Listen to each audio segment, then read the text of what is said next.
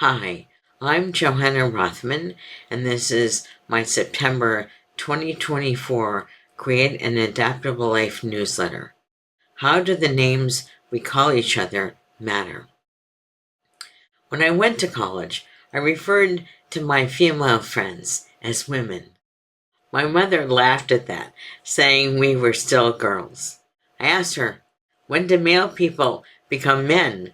They start off as boys. Are they still boys in college? Well, she thought I was more than slightly nuts.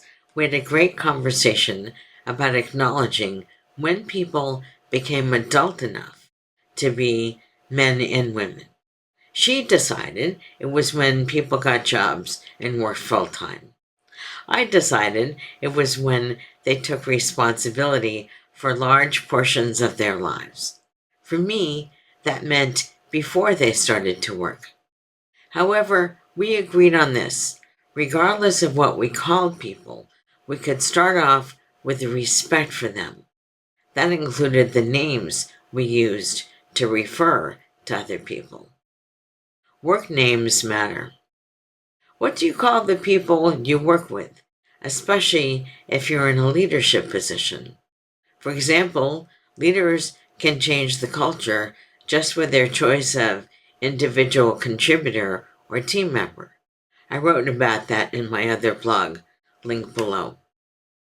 One name I hate is kids, or worse, when managers say, my kids. When we refer to adults as kids, we create and reinforce a paternalistic culture.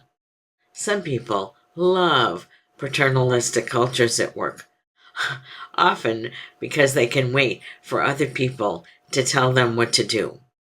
Other people like paternalistic cultures because they can focus on the niceties around the work, not the work itself. See leadership tip number 7. Beware of spending time on non-promotable tasks in the links below. Paternalistic cultures emphasize seniority and experience, regardless of possible success, the expertise people learned from that experiences. In addition, I've noticed many paternalistic cultures tend to have senior leadership teams who look quite similar. Those companies might not have all tall white men at the top, but the people at the top tend to share demographic characteristics. Some of those are country of origin, school they attended, and hobbies, such as golf. That's because the senior teams tend to hire similar people because they feel most comfortable with those similarities. Then those same people tend to name others in ways that emphasize the differences with the rest of the organization. That's why I need to say more about calling people kids. Kids don't work in organization. Kids is a particularly pernicious name for people at work.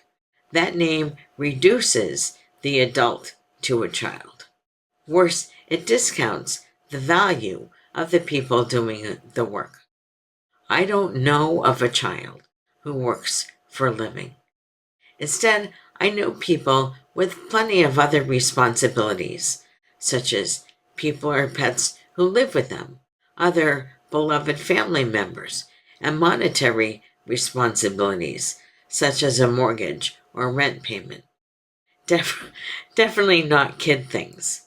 If you work with co-op students or part-timers, those people are probably balancing other responsibilities, such as schoolwork, with their paying work. And unless you literally had something to do with the birth of these adults, they are definitely not your kids. When we call people kids at work, we discount their contributions. We create a default framing that discounts other people too. Our default framing creates the work culture. Whose other contributions does your culture discount? Often, it's the people with the least power, the less experienced people, and any minorities, such as women, and especially those people doing the niceties around the culture. While I don't have experience as a person of color, I have plenty of experience as a woman with less perceived power in the organization. My experience and expertise, combined with plenty of self-esteem, allowed me to push back on my senior managers and their thinking. Too many of my senior managers thought that all leaders had useful experience, and most junior people did not.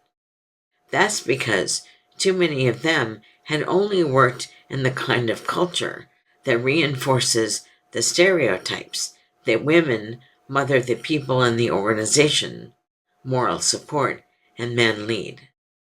That's one way to think about work, and I find that way insufficient. That's why the names we call each other matter. When we change the names, we can reframe the conversation. The more we adapt and reframe our language, the more we can challenge our assumptions. Why can't men offer moral support and women lead? Why can't more junior people lead the more senior people? Those are just two questions.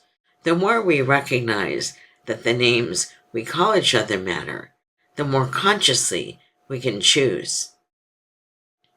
Let's assume that all the people we work with are adults. That will prevent the kids' name problem.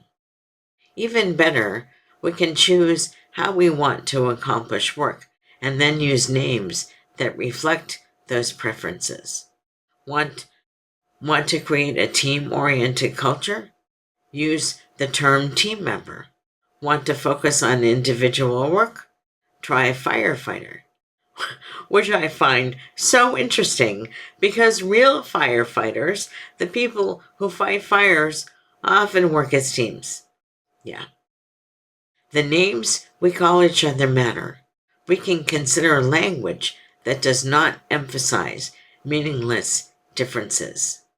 That's more likely to create a culture of respect, where we can do work that matters. Announcements. My writing workshops are full for the rest of this year.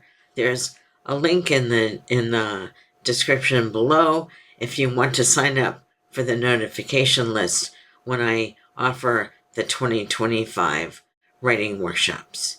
Then there's all the links at Read More of Create an Adaptable Life at the very end of this newsletter. I hope you enjoyed this newsletter, and I will see you next month.